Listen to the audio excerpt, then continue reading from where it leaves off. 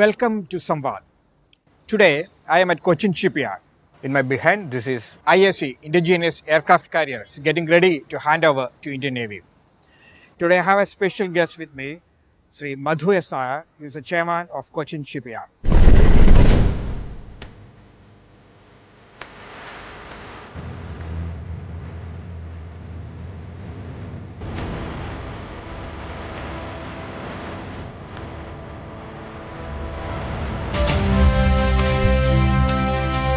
ISC was a major challenge and opportunity before Cochin Shipyard.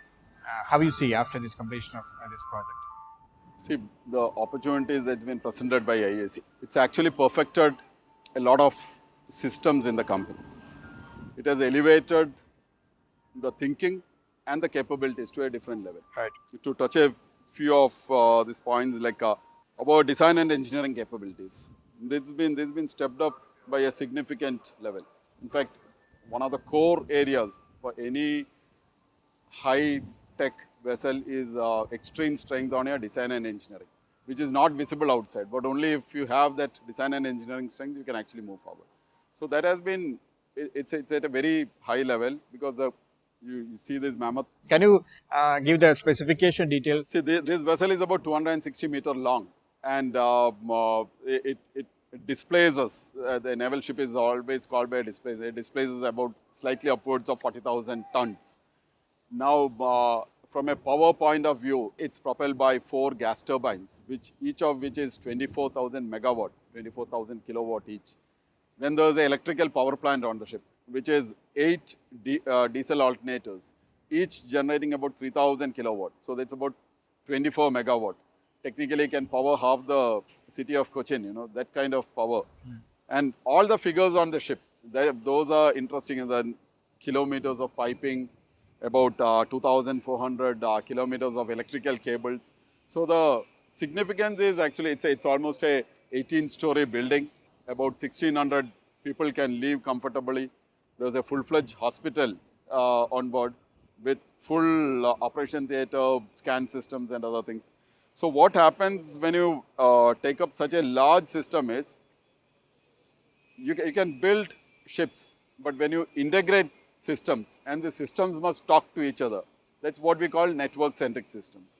So the confidence of handling large-scale network-centric systems, that's extremely high today. And we can make sure that any complicated system which needs large-scale integration, because these days, like you're moved into the era of, for example, on this vessel, we have a integrated platform management system, what we would otherwise call a fly-by-wire system. So it can all be controlled from consoles and from remote locations. So these skills have been acquired, and this can be taken across, and this is what the world needs for new generation vessels. You call it as ISC, indigenous aircraft Correct, carrier. correct. The word indigenous is actually really exciting for all of us. Yeah. How it happened? See, this thought process, again, the credit must go to the thought process in the Indian Navy. Because see, you're aware that India had an aircraft carrier earlier, which was the old HMS Hermes, which served India for long. Then we had the present aircraft carrier, what we have is INS Vikramaditya, which also came from abroad. So the thought process was very strong in the Navy. And this thought process is again coming from the Indian Navy, and especially amongst the 3 services, the Navy drove this right at the start. But they felt that unless you actually design and engineer ships in India, and to the extent possible, the Navy calls this by a different configuration. The colloquial term they use is, they say, float, power, and the fire part. Okay. Amongst which, like they wanted indigenization in all the aspects. Now, this thought process being driven by the Navy, so they wanted this, they schemed this as it was not schemed as an indigenous aircraft carrier. It was originally schemed as a air defense ship. It was called an ADS even when we started off. Okay. And then it actually became a full-blown aircraft carrier. Today, the complete basic design, which happened at the Indian Navy Design Directorate in Delhi, the complete functional design, detail engineering, down to the last detail in Cochin Shipyard, complete construction, and when you're talking about equipment and systems, today we have coined the word Atmanirbharata, which was always there, but then the Atmanirbhar Bharat cuts very strongly with us. You can say with confidence, this vessel from a value point of view is 76% Atmanirbhar. And the confidence as you move forward into the next is this figure can be. And what are these 24%? These are the aviation flight complex, as we call it, because the planes are still not Indian. The Indian planes will also fly from this. The LCA will fly from this, but then there are other planes also that flies from this. So some of the AFC components, large, that is the thing which is there. There is a gas turbines which had the foreign component, but which has actually been implemented in India through Hindustan Aeronautics Limited. So see, the great feel here is when I talk Atmanirbhar, see, from Cochin Shipyard, it gives me great pride, but it gives me even more greater pride talking as an Indian. Right. Because see here, just look at the companies that's involved. Bharat Electronics Limited, BHEL, Tata Advanced Systems, Larsen and Toubro, Kirloskar Oil Engines, Kirloskar Pneumatics, the large scale, our Steel Authority of India Limited, the DRDO labs, about 100 and odd MSMEs directly on this. So there's a lot of Indian flavor that's come into it. So this whole thrust on indigenization and this Atmanirbhar part. And this yard was working on 24/7, This 365 days. see, the initial part was the design and engineering part. Then it was in the fabrication stages. Okay. There were when you came, there were blocks all over the shipyard. Then we launched the vessel in 2013. So from then onwards, the vessel is in water. Then we call various systems are put through the final outfitting, test, commissioning stage. And we have on a given day, we have about 2,005. You can see the kind of people that's coming in even now, you know, Right, like right. so the kind of finishing works, because we need to now prepare the vessel for commissioning, you know. So we call it the clean ship, just to get this clean, because it's a mammoth place, you know. So the yard worked continuously on this. All these are shipyard workers or they These are contract labor? No, it's a combination. It's a combination of people. So we have turnkey people, we have people significantly from Kerala, we have people from other states. So again, this is an all India effort that's happening. What is the future of green shipping? Actually, you mentioned about green shipping in your speech last day also. Can you elaborate on that concept, and also how Cochin Shipyard is prepared to emerge into this new market? When it's coming to technology, when it's coming to engineering, it's all going to be about sustainability. So we call this green. Now, when you're talking about green in shipping, we need to understand, like, shipping is, you can have, for example, you're seeing boats here. So this is extremely near coastal. Then you will have a little bit coastal. Then you will have high sea. So if you roughly divide this into these three categories, each one will have a different challenge. For the near coastal, probably we move significantly into electrics, so that you have charging either from the shore or by various other methods. For the mid levels, you will have various type of non-carbon, non-fossil fuels. And for the high sea shipping also, you will have various type of less carbon fuels. But this is non-reversible. This will move forward. It is only a matter of time. The advanced countries who can afford this, because this transition, there's a costly transition. Somebody has to take this cost. And this cost will have to be taken by the states, by the governments, by the country. Because the returns are not business. The business returns are not commercial. The returns are economic in nature. Doing with your own technology. We are certain things.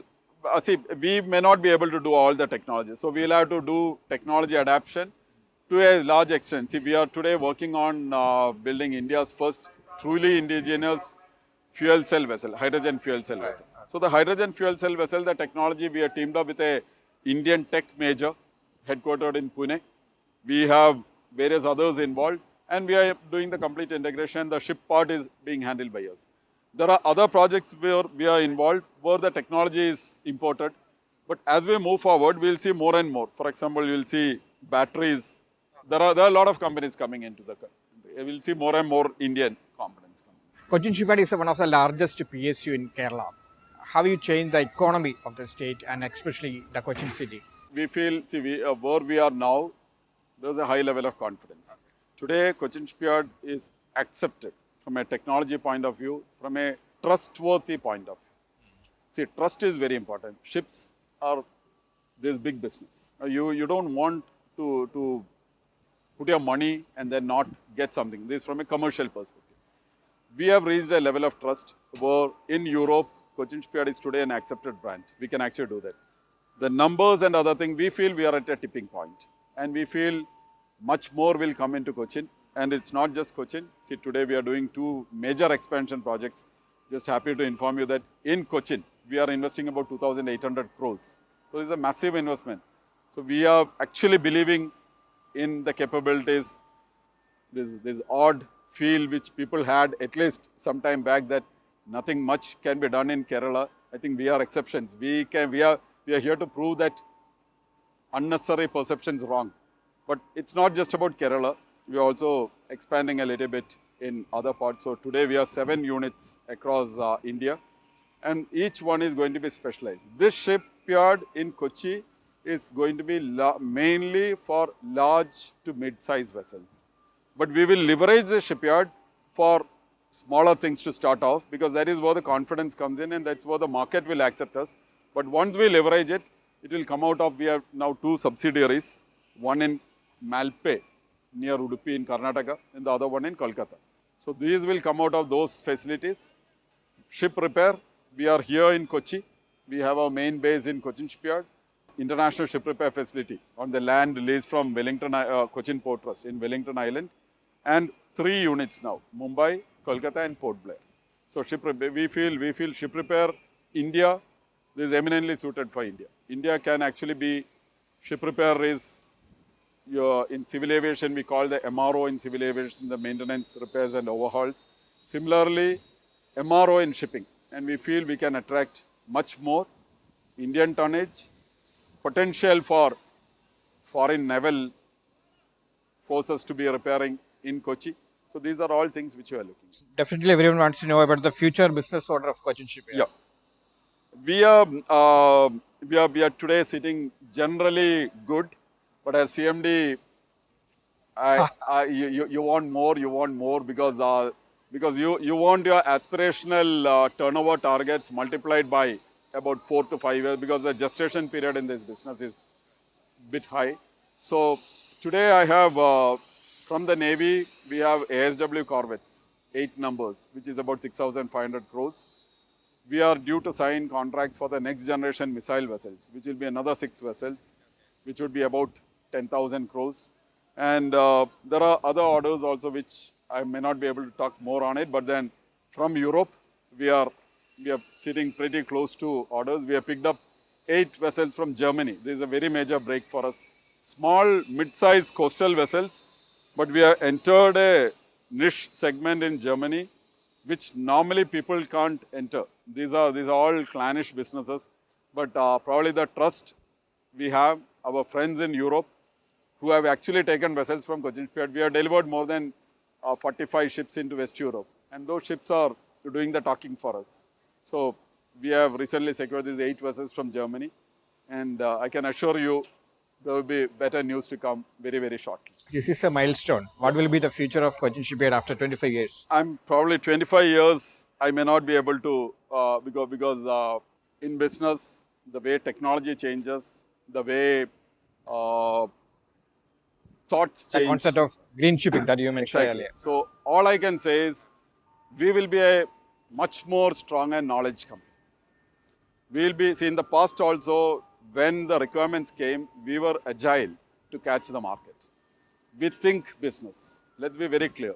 If we are a public sector unit, but it's very clear we think business. We are ready. We are ready for the fight in the open market, and we have done it. Last 30 years we have done it. I can tell you, there's not been, people think that as a government company, you get grants from the government. We get a lot of goodwill. The goodwill is a grant we get from the government. The money is not pumped in by the government. But as we move forward, as a knowledge company, we will do good.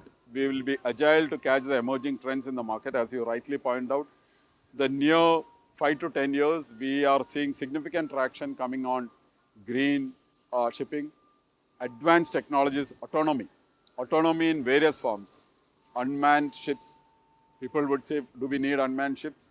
My answer is we may need unmanned ships, not because we want to replace a human being there, purely from the functional point of view. Certain things which a human being can't do, the machine will do better, and we will actually do. You would have seen in the papers recently, we delivered the first 2 autonomous vessels to Norway. They are talking because they have a shortage of people also.